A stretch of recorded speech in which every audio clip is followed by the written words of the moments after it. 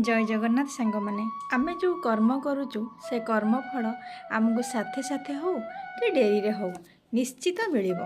तेणु जेते बेले भी जहा करूचंती भाबी चिंती सबु बेले ठीक कर्म करने को चेष्टा करंतु। आसंतु ना कर्मचक्र उपरे गोटे छोट कहानीटे जानिबा। जड़े व्यक्ति बगीचारे बुलाबुली कला बेले गोटे गछरे आंब झुलुथिबार नजर आसिला। आउ आखि से झुलुथिबा आंब को देखिला आउ ताकू पाटी खाइबो बोली मनरे लोभ जाग्रत हैला।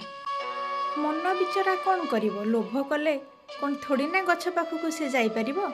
मनर लोभ जाग्रत हैला बोली गछ पाखकू गोड़ गला।